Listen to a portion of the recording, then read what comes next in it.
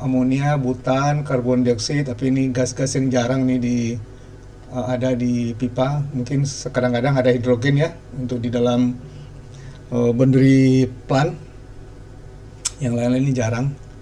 Ini gas, apapun gasnya silakan dibuat saja kalau ada. Oke, kita kembali ke sini.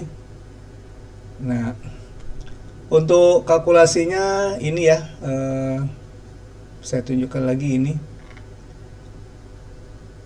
Friction factor ini pakai formula yang interdependent. Jadi untuk menghitung friction factor di sebelah kiri itu, di sisi kiri, akar F, 1/akar F, dan itu fungsi dari F itu sendiri. Jadi ini nggak bisa diselesaikan secara analitik, secara numerik.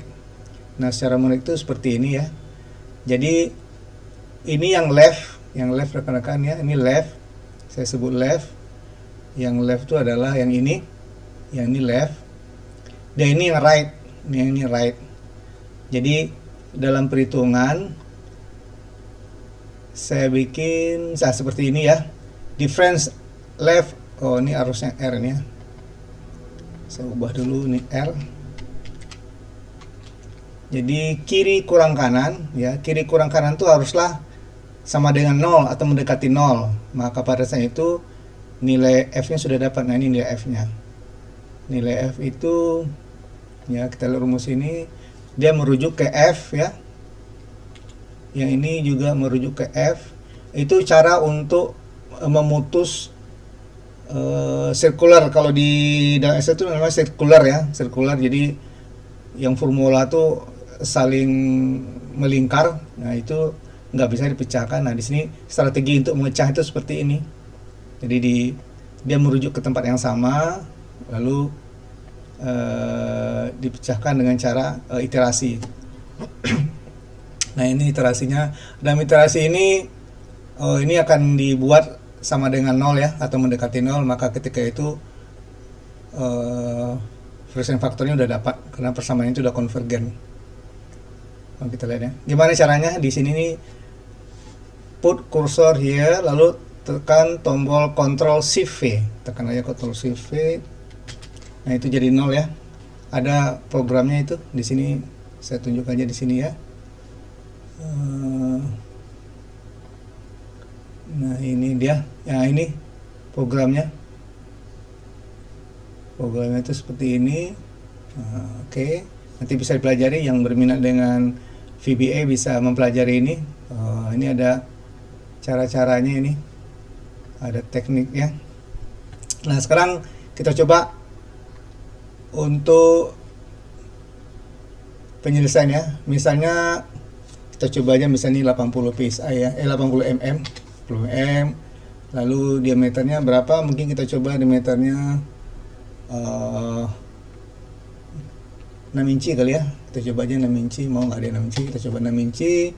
Panjangnya kita anggap misalnya 8.000 feet gitu ya. Sekitar 2,5 kilo. Ini absolute roughness-nya sekian. Saya biasanya lebih suka pakai yang ini, yang milimeter ya, milimeter. Kalau untuk pipa baru carbon steel itu rentang angka absolute roughness itu antara 0,1 mm sampai 0,5, 0,01 dengan 0,05. Di sini kita ambil aja pipanya masih baru, masih mulus, berarti 0,01. Nah, ini inci. Lalu ini temperaturnya. Operasi temperaturnya 60 Fahrenheit, atau kita tinggikan aja lah, misalnya jadi 80 ya. 80 Fahrenheit ya, kira-kira pada suhu Indonesia ya kita mungkin jadi 90 lah, jadi 90 lah misalnya ya, 90 Fahrenheit. Kondisi Indonesia, Rankine, pressure-nya kita ubah aja dulu misalnya 600 ya, 600 PSIG, semuanya udah berubah. Nah, untuk base temperaturnya nih harap diperhatikan, itu berapa base temperaturnya. Kalau misalnya base temperaturnya tuh pada suhu 60 Fahrenheit, nah ini jadikan nih 60 ya, base temperatur itu 60. Dah, ini semua ini dihitung dihitung sendiri. Tapi ini bisa diubah ya. Kalau ada data lab ini bisa diubah. Tapi kalau saya pribadi, saya lebih suka ini dihitung sendiri. Karena compressibility itu dia suka berubah, dia tergantung tekanan, tergantung temperatur. Bisa jadi data lab kita temukan itu dia dapat satu angka. Jadi ya kemungkinan akurasinya situ yang bermasalah ya. Lalu ini juga specific gravity. Ini saya pakai rumus ini. Berat molekul dibagi dengan ini berat molecular weight dari udara itu 28,96 dibagi. Kalau misalnya ada angka boleh, misalnya kan karena ini metan murni, bisa jadi itu ada etannya, ada propan, ada butan. Jadi mungkin lebih dari 0,55, mungkin 0,6 gitu ya, atau 0,6 sekian lah, gak apa-apa. Actual viscosity juga ini dalam bentuk rumus. Kalau mau ada data lab silakan diubah. Di sini kita pakai aja yang udah ada di formula ya. Oke, sekarang ini kelihatan minus ya, minus. Ada error nih. Berarti di sini udah menghitung sebenarnya karena ini akar, berarti akar minus tuh. Berarti nggak bisa ini 600. Kita coba 800 aja dulu sini. Oke. Ini nah, saya mau kasih tahu dulu. Ini rumus aslinya tuh menghitung flow rate berdasarkan beda tekanan. Nah, ini saya balik, jadi saya arrange. Jadi yang dihitung itu adalah tekanan dengan diketahuinya flow rate ya, flow rate Q ini, dan inlet pressure. Di sini standar kubik per day ya. Jadi P2 sama dengan bla bla bla gitu ya. Jadi formula ini akan menghitung pressure drop, bukan pressure keluaran ya, dalam angka dalam bentuk unit PSI. Nah, ini belum convergence ya, kita bisa lihat antara sisi kiri sisi kanan tuh masih beda. Nah, ini masih kelihatan ini selisihnya. Letakkan kursor di sini, tekan tombol Ctrl Shift V. Oke, udah. Itu udah menghitung, udah selesai itu hitungannya. Berarti keluarlah pressure-nya itu 366,75 PSI. Kalau bentuk gauge-nya nih 352 pressure gauge. Ini dalam KPA absolute, KPA. Nah, ini pressure drop 445. Nah, 445 ya. Jadi udah dapat tuh pressure. Feature yang kedua, dia ada 3 feature nih. Menghitung flow rate. Misalnya kita udah punya pipa 6 inci ya, lalu kita pengen menghitung flow rate. Nah, di sini kan pressure drop itu kan 447. Misalnya ada pipanya udah ada nih, lalu ada keterbatasan tekanan, jadi pressure drop itu udah dibatasi, mungkin pressure itu harus 300 ya. Jadi untuk menghitung flow rate dengan kondisi tertentu tuh basisnya adalah allowable pressure drop. Di sini misalnya kita 300 saja gitu ya. 300, tuh saya 300 di sini. Ini kan kuning ya sebagai input. Lalu hitung berapa flow rate yang bisa lewat di pipa tersebut. Ini tekannya flow rate. Oke, 69 ya. Ini bisa lewat 69 gitu. Nah, ini udah sama kan ya. Kalau misalnya flow rate-nya bisa naik jadi 35, harusnya cuma bisa 250 misalnya. Tekan aja lagi ini flow rate. Oke, 64. Di sini nggak perlu lagi menekan tombol Ctrl Shift ya, dalam programnya udah dihitung itu. Langsung dihitung friction faktornya. Oke. Feature yang kedua itu pipe ID. Nah, ini misalnya ada kebutuhan untuk menyalurkan pipa anggaplah 90 mm ya, 90 mm. Lalu pressure dropnya itu 200 gitu, 200. Lalu berapa ID-nya? Coba kita pencet ya, mau nggak nih? Oke, nggak mau dia. Itu udah pasti nggak mau itu, karena dia harus ada error ini. Oh, bisa nih katanya. Coba kita lagi ya. Oke, 6,8 ya. Berarti dengan pressure drop 250 ukuran pipa yang dibutuhkan itu adalah 6,8. Nah, ini bisa dicoba-coba ya rekan-rekan. Lalu untuk feature yang ketiga, misalnya sudah ditetapkan tekanan di outlet itu angka berapa gitu, angka-angka yang tertentu, angka tertentu. Ini kita misalkan aja sini ya, ini misalnya kita jadikan 8 inci. Ini misalnya ya, ini terserah ya, boleh diatur aja, diubah-ubah. Lalu tekanan yang diinginkan di outlet itu adalah misalnya 275 gitu ya, 275 PSIG. Itu saja di sini, nggak apa-apa. Saya udah program udah atur. Jadi sama itu, apakah untuk target delta P ataupun target pressure di outlet. Tapi harus diperhatikan ya, di sini itu target pressure outlet itu ada PSIG. Jadi nanti jangan kebolak-balik. Jadi kalau misalnya yang diketahui itu dalam PSIA, tolong di-convert dulu jadi PSIG. Atau misalnya itu yang diketahui dalam kilopascal, convert dulu ke PSIG, baru angkanya ditaruh di sini. Nggak boleh ditaruh di sini ya, karena isinya formula semua ini. Ini juga formula. Pasti akan error nanti kalkulasinya. Jadi seperti itu, misalnya 275 berapa anunya inlet pressure-nya? Tadi di sini kan 800 ya. Oke, 475 itu inlet pressure-nya. Jadi itu rekan-rekan, program ini udah bisa, dan program ini saya cukup confident, akurat. Ini saya udah bandingkan dengan ini ya. Ini ada saya buat sini nih, antara apa namanya, pipe yang publikasi data, lalu yang dihitung oleh Pipe Flow Wizard. Ini Pipe Flow program komersial ini yang dihitung dengan Excel yang udah saya buat. Bisa dilihat itu bedanya sedikit sekali. Jadi bedanya itu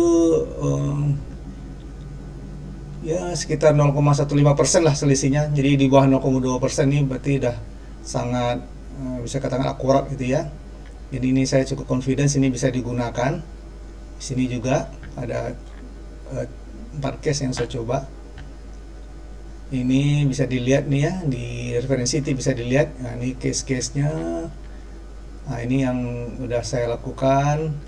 Ini hasil perhitungnya. Ini formatnya agak beda ya. Yang barusan saya tunjuk itu udah saya bikin lebih, saya terapikan istilahnya lebih sistematis, lebih enak untuk dilihat seperti ini ya, lebih enak untuk dilihat. Nanti rekan-rekan kalau membuat kalkulasi kan biasa kalkulasi itu pipanya banyak, terutama kalau pipa-pipa yang di dalam plan itu ya, pipa dari equipment A ke equipment B, B ke C, C ke D, dan seterusnya, bisa kadang-kadang sampai 10, 12 atau 15 pipa. Nah ini bisa di-insert saja, insert aja di sini ya. Nanti unitnya boleh mau taruh di mana. Tapi saya harapkan insert itu mulai dari F ke kanan ya. Lalu yang perlu diperhatikan juga ini agar tetap di sheet yang pertama ya, di sheet yang paling kiri, karena nanti compressibility faktor tuh kalkulasi itu ngambil dari sini, dia ngambil dari sini, dan ini nggak boleh diubah-ubah, nggak boleh diubah tempatnya ya, lokasi ini jangan diubah-ubah karena nanti program tuh akan merefer ke sini, dan posisinya juga harus di paling kiri. Jadi kalau di insert folder baru di sini di sebelah satu ini udah program ini pasti error aja. Jadi yang lain-lain itu silakan di insert di kanan. Oke. Saya juga buat dalam bentuk horizontal karena yang selama ini saya perhatikan proses engineer, bukan prosesnya ya, membuat itu dalam bentuk horizontal. Terus terang saya kurang begitu nyaman yang horizontal ini karena panjang sekali ya, ini panjang sekali. Kalau di print tuh kurang enak. Print A4 tuh jadi kecil, print A3 tuh kertas nggak kebesaran. Nah untuk di sini supaya mudinya bisa dapat, di sini pakai tekan tombol Ctrl Shift H ya, H itu horizontal, klik aja. Oh ini angkanya udah convert nih kayaknya. Misalnya kita ubah jadi 120 ya, pasti berubah dia itu. Oke, ini tekan tombol Ctrl Shift H. Oke, itu udah convert dia. Nah, ini pressure-nya. Di sini saya tidak menyediakan fasilitas atau feature untuk menghitung flow rate, menghitung inlet pressure, ataupun menghitung diameter. Saya hanya menyediakan di sini yang versi vertikal ya, kayak ini versi vertikal. Demikian, ini case-case yang sudah saya coba buat dulu. Lalu untuk apa? Untuk VBA-nya ini saya buka, silakan rekan-rekan untuk pelajari yang berminat di VBA ini silakan dipelajari. Di sini trik-triknya untuk membuat itu. Ini untuk friction factor yang V ini ya, yang mana tadi dia nih? Oh ya, yang vertikal, ini yang horizontal. Ini active cell ini ya. Oke, nanti pelajari bisa itu, gampang. Ini gas compressibility, ini viscosity. Oke, lalu ini liquid viscosity. Oke. Nah, ini untuk menghitung diameter pipa based on target DP ya. Ini caranya. Saya pakai metode secant di sini. Secant tuh butuh 2 tebakan. Tebakan 1, tebakan 2. Tebakan 2 tuh ya tebakan 1 tambah 0,2. Ini berapa aja bisa ya. Asal jangan terlalu ekstrim, nanti malah kuatirnya itu tidak konvergen. Ini rumusnya. Saya tidak mau terlalu lama ya. Jadi tebakan 1 F1 X2 menghasilkan F2. Lalu di sini F2-nya kalau udah selama lebih besar dari 0,01, kalau rekan-rekan ingin lebih teliti lagi, ini bisa aja ditambahkan 0,01 gitu ya. Tapi harap hati-hati, jangan terlalu jauh, karena kalau udah bedanya hanya kurang dari 1/1000 itu udah cukup akurat. Nanti kalau terlalu teliti itu nanti malah khawatirnya program ini kalkulasi itu nggak selesai. Ini rumusnya. Jadi tebakan ketiga itu adalah X2 dikurang F2, ini hasil perhitungannya ya, selisihnya itu 1 ini sebenarnya, lalu kemudian dihitung sini dapat F3. Nah, lalu ini angkanya diubah ya. Di swap lah istilahnya ya. X1 yang baru sama dengan X2. F1 ini hasilnya sama F2, X2 sama dengan X3, F2 sama dengan F3. Lalu ini akan balik lagi ke sini sampai selisihnya tuh sampai yang F2 tuh di bawah 1/1000. Nah, ini untuk pressure sama persis caranya. Itu ya. Oke, ini flow rate, ID, inlet pressure. Nah, ini silakan dipelajari bagi peminat VBA. Insyaallah ini trik-trik yang bisa nanti digunakan. Oke, demikian aja rekan-rekan, mudah-mudahan bermanfaat. Saya juga udah selesai membuat dalam bentuk network. Coba saya buka sebentar ya. Saya ambil dulu filenya, gas pipeline, gas pipeline network.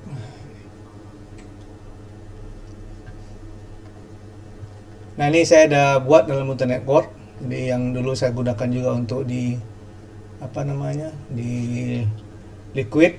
Nah, ini udah jalan juga dia. Ini udah hasilnya. Misalnya ini kita ganti ya.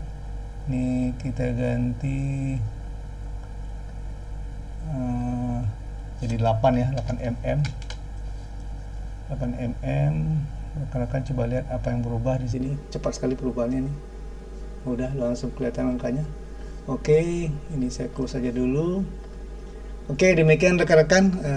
Sebentar lagi saya akan share ini. Nanti akan saya taruh linknya di sini. Jadi kalau ada pertanyaan silakan tulis di komen. Insya Allah akan saya jawab. Demikian, terima kasih banyak atas perhatiannya.